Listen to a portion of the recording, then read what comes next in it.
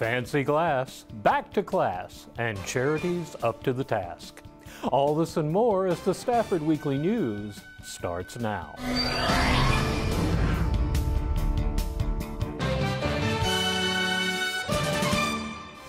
Welcome to the Friday, September 2nd edition of the Stafford Weekly News. I'm Randall Williams. We're surrounded by glass every day in our homes and in our cars, but there is another, more fanciful form of glass and a whole culture around it. Fernando Ramirez goes through the looking glass to examine it.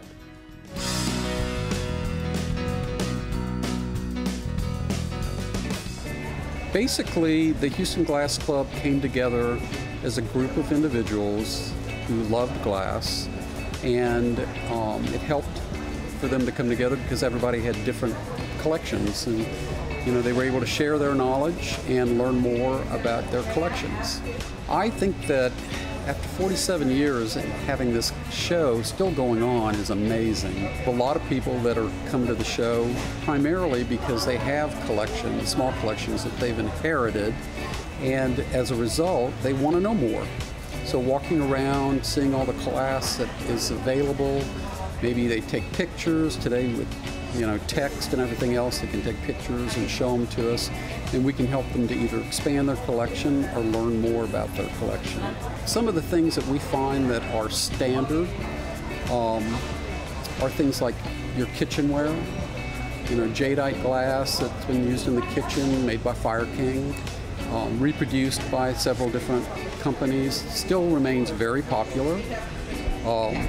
Elegant glassware, which is probably the periods 1940s, 30s, till the 1960s, 70s, early 80s. That remains popular because a lot of people have inherited collections from their parents, and they're trying to add to them. I think one of our biggest challenges is trying to hit all the different venues to encourage people to come to the shows. So social media being a big venue now is very helpful. The antique section we've always had. This building is primarily glassware, and it can be glassware from the U.S. or from overseas. Next door is what I call general line antiques. So it can be anything from glassware to metal, jewelry, pottery, china, paper goods, material, linens, plastics, bakelite. It covers multiple spectrums, sterling silver. So you have a lot of vendors next door that specialize in all those different areas, and as a result, they've been pretty successful in promoting their ware as well as promoting themselves. So it's just an opportunity. You suffered through about a year of no show, literally, and now we've noticed there's a little bit of a resurgence in interest in all different types of glassware, and lamps and lighting, and general line antiques. Part of that is people have been staying home and haven't been able to get out and buy things. Although, if you were online and you did have an online shop, you probably sold more during that window of time online. So, I think part of it is people just wanting more. They literally have been hungry to get out and shop, and they love glass, or they love general line antiques, and they enjoy adding to their collection. This club has been very helpful in promoting glass in Houston, and I'm thankful that we have a big presence here in Houston of people that are actually interested and have taken the time to come out and either learn more about what they have or buy new pieces. Fort Bend County has an impressive birthday coming up, and the Fort Bend County Historical Commission has Texas-sized plans to celebrate. So on September 10th, 2022, we will be celebrating the 200th anniversary of the building of the fort in the bend of the Brazos River, for which Fort Bend County is named. So 200 years ago this year, people came up the river, selected the high bank of the river on which to build a structure. They called it a fort or a garrison, and thereafter people referred to this area as the Fort Settlement, or on old maps you see it called Old Fort. The celebration, held at the Marabou B. Lamar Homestead Park, will have lots going on, but then it will actually spread outward. So we have 3 different tours lined up for the county. One tour is called the Sugar Bowl Tour, and it starts at the event site, which is Lamar Homestead Park. And it goes from there across the river to the DeWalt Heritage Museum, which is in Kitty Hollow Park in Missouri City. It goes by the Freedom Tree in Missouri City to the Sugarland Heritage Museum and to the site of the burial of the Sugarland 95, which is called the Bullhead Camp Convict Labor Cemetery, and that's at the James Reese Career Center. That's one tour. Another tour is called Colonists and Railroads. Starts again at Lamar Homestead Park, goes to the Fort Bend Museum in Richmond, and then to the Old Foster Community Museum, and then on to Fulshire, where it will stop at the Fulshire Switch House. And then the last stop on that tour is the Rosenberg Railroad Museum. The third tour is called Cowboys, Courage, and Communication. It starts at Lamar Homestead Park, goes to the Black Cowboy Museum in Rosenberg, out to the Fort Bend County Heritage Unlimited Museum in Kendallton, and then to the George Ranch Historical Park. Most of the museum spaces will be open that day, so if you come to the event site and you pick up a map of all of the different sites, you can do the tours on your own. We'll give you a little bit of information about each spot. You can go and visit those museums. You can also download those tours from the Fort Bend County Historical Commission website. There will be a QR code that you can scan to download each of the tours, or go to that site and make your own tour based on the information that you find there. So the tours themselves will be guided. You can either take the bus or do it self-guided on your own, or download it later from the website and do it from your armchair. So all of the events surrounding this 200th anniversary are going to be fun. They're going to be exciting, entertaining, but also very educational. We hope you'll come.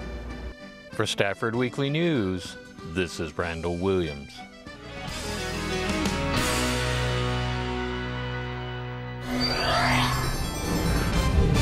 Student survival, next. In Stafford, diversity is not just a number, it's who we are. When you are here, you become part of the story. You can sleep well knowing we're always on the job and looking out for you. It's a great place for growth and opportunity. Tradition starts here. We teach your children and we stick around for your grandchildren. We are one. We are Stafford. This is the city of Stafford, and we are one. Fall Convocation gives schools the opportunity to celebrate their accomplishments and energize faculty and staff for the coming year. This fall, HCC brought its program home to Stafford. Fall Convocation is a tradition among educational institutions, and this fall, HCC's Convocation was held at the Stafford Center. Good morning, everyone. My name is Todd Duplantis. I'm the director of HCC TV, and I'll be your MC this morning. We're very excited to have all the attendees in person for the first time in a couple of years, so welcome back. We are honored to welcome our faculty and staff to our Fall 2022 Convocation. Today, we celebrate our accomplishments from the past year and take a look at the important steps we're making to improve our college, especially in areas of entrepreneurship. On behalf of the entire Board of Trustees, I want to let everyone know how grateful we are to Chancellor Maldonado, the leadership team, the faculty and staff for your commitment and unwavering dedication to our students. I'm so glad to be here with faculty and staff in person again, and the community from all across our district. This celebration is possible only because of your dedication to our students. A lot of shifting sand underneath our feet as we move forward, and thank you for your support and confidence in all of us in the job that we do. Now, in addition to recognizing the support of the trustees, I want to take a moment to acknowledge our dedicated faculty and staff. I want to applaud you.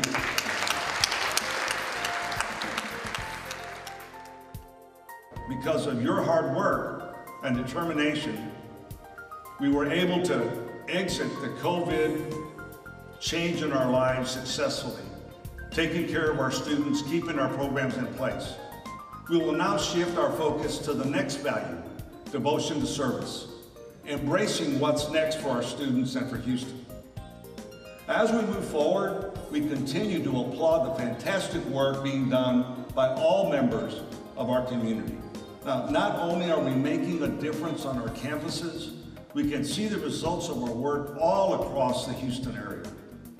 I look forward to the next chapter on how we improve our community as we develop an even more robust growth mindset. Now, I'm grateful to the Board of Trustees for your dedication and support, and I'm grateful to all of you for your support. Many exciting things lie ahead for us. The community is looking to us to help lead, and I couldn't be more excited to see what we accomplish in the coming year. For HCC Beat, this is Randall Williams. It's a new school year at HCC, which can only mean new students. John King rushes to report on the college's welcome to their new charges. Here at the Southwest Stafford campus, we have Welcome Back Fall 2022 week. So our students, as you can see behind me, are coming back for the fall, returning in great spirit, high spirit, and full of energy. And so we want to welcome them back to have a successful fall 2022 week. One of the activities that we're doing is called a Scan Me, and the students are going to get a card, and they're going to go around each table that we have today, which we have 11 visitors. We have counseling department, SGA, NSLS, we have your nudist table, we have rec sports table, we also have the librarian, we have advising, we have air brushing, we have student life, and we have other tables as well where the students go around with their card and they get a stamp. Once they get those stamps, they bring the card back to us and they get an awesome gift. And then inside of that bag is what we call, here we go, student life shirt, the camouflage, because you never know when Southwest is going to enter the building and be a whoosh, a blast. It is very important to let the students know that they are very important to us, and we want to be a great support system for them for the fall 2022. Let them know the resources that are here for them to be successful in their classes, because every table that I name plays a role in supporting them in being successful in earning that grade they want and ending with that A that they want to receive at the end of the year. When students get involved right away, they feel more confident. They are able to get, because then they know who to go to. If they have any questions, it's a good opportunity for them to really, again, get involved. I think it's important because it does get the students interested and know about college. It's also an opportunity, a very good opportunity for students who's never been attending college. And we're going to be getting information on very, very important aspects related to college life. And like I said, for students who are not familiar with college life, this is a very good way to start, to get familiarized with everything that's related to school, degree plans, building relationships, information on financial opportunities like financial aid, planning financial money management, things like that. Very, very important because it shows that we are here and we get to see all types of students. First year, second year, or transferring student, international student, it's very important for us to collect data. Especially we know so many types of students coming here, getting all the resources from the advising, from the financial aid, from the jobs and career, different type of program. I mean, to us, it's very important because we are here for the student. Whenever a student comes to HCC, a lot of times we're the first point of contact for students. So we let them know about different programs, different plans that they can be on, certificates, degree plans. So again, very important to establish that relationship with the advisors and the advising teams so that we can, get you to accomplish what you've come to HCC to do. I would like to first thank all of the staff that came out and supported Welcome Back Week Fall 2022. It is a very great opportunity to engage with the students and interact with the students. And as you can see, we have all our professors and our instructors are bringing their students down right now to engage in activity and also receive all the awesome resources we have. Again, thank you, Southwest Stafford Hub and Scottsdale staff members, for all your support in making this Welcome Back Fall 2022 a success. I couldn't have asked for a greater team.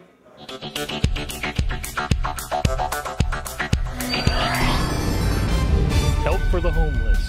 Next. You can try, but you won't find another city like Stafford, Texas. Serving our community just like you like it.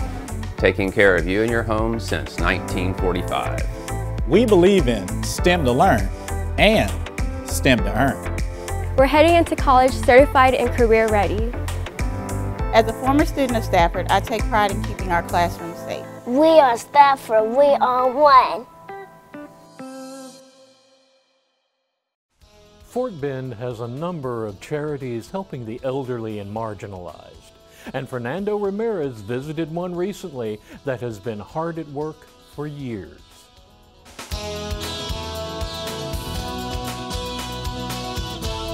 On a regular basis, the Mamie George Community Center is a hub for Catholic Charities programs serving Fort Bend County.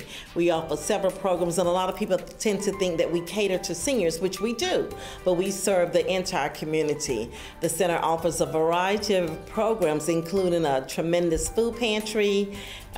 We have senior programs, including group exercise classes, congregate meal program, art, and just a variety of programs, educational and just leisure learning classes for seniors and other people in the community. Trinity's Market is a tremendous food pantry.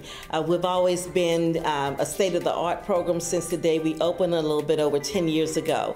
We have self-select items, and of course this was before COVID. Now we're still serving the community. Clients are able to shop in the pantry, but our biggest way of distributing food is through our food distribution lines, where we serve over 1,200 families per week at this time. Hattie's Cafe is our congregate meal program. We receive funds for this program through HGAG, which is the Houston Galveston Area Council, and AAA, Area Agency on Aging.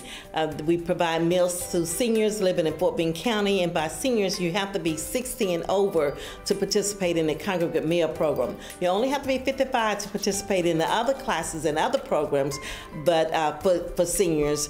But for the congregate meal program, they have to be 60 and they have to live in Fort Bend County. It's a hot, nutritious meal. We have a group exercise room where we have fitness equipment, treadmills, ellipticals, rower machines, weights, things of this nature. We also provide a variety of group exercise classes. We offer at least 5 different classes per week.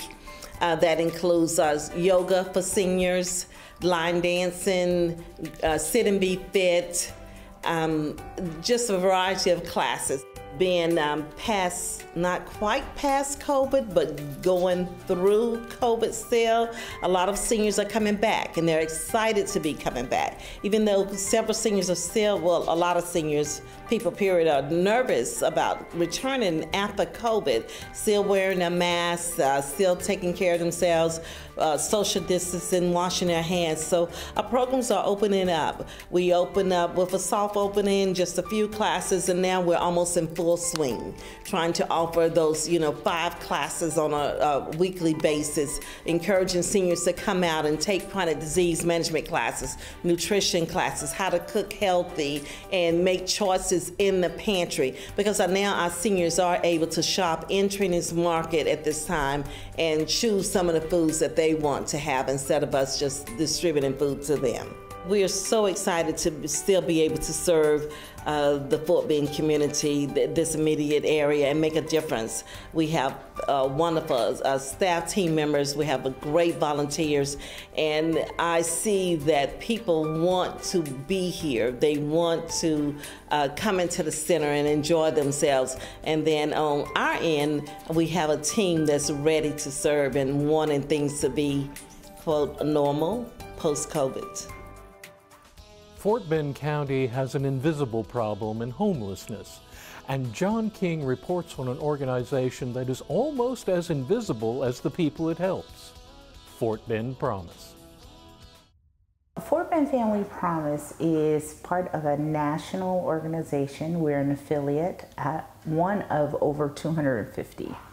And what we do basically is we service children that are in families experiencing episodic homelessness to get them back to self-sufficiency. It's important because Fort Bend County doesn't recognize that there's a homelessness problem. It is the hidden population that we serve. And our niche is that we serve families, no matter what that makeup may be, whether it's a mom, dad, and children, or a single mom, or even a single dad. And we don't separate the families based on gender or age. We keep them together. The fellowships that we have with them, when they have been in our church during our what we call rotation week, we have been able to provide hospitality, experience of warmth and love, and accepting them for who they are without thinking about them as homeless people.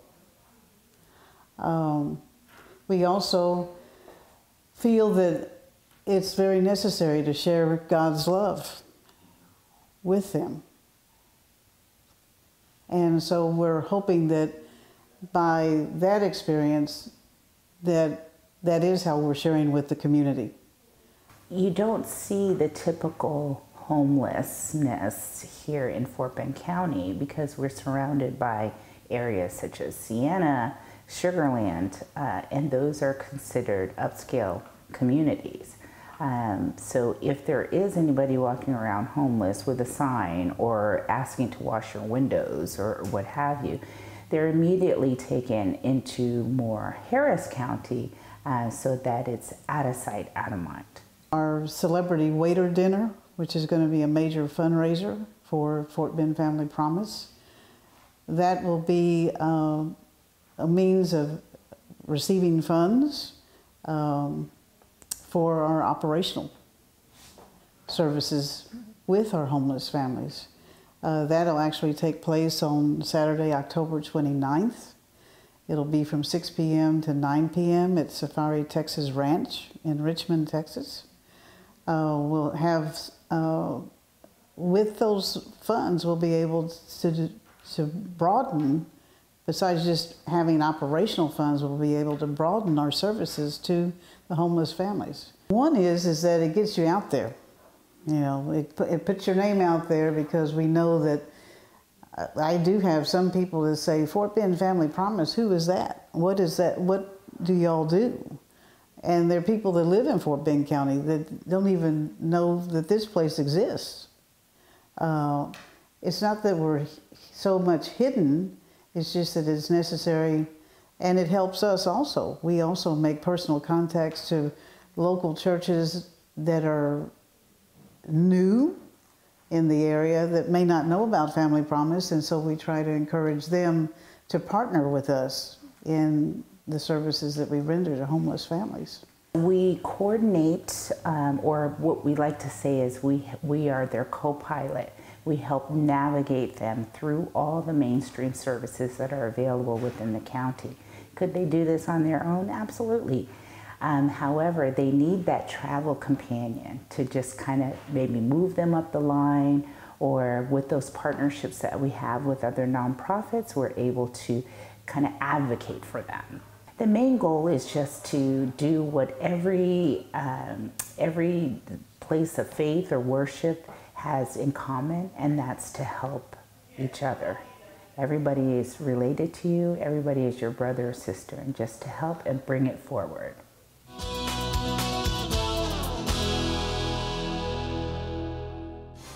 That's a wrap on our news for this week.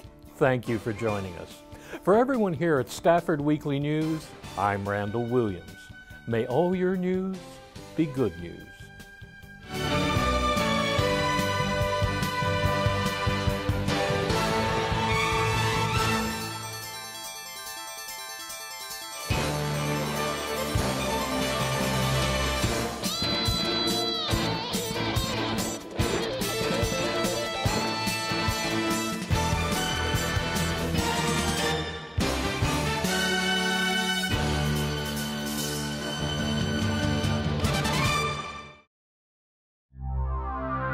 This program was produced on the Stafford campus of Houston Community College.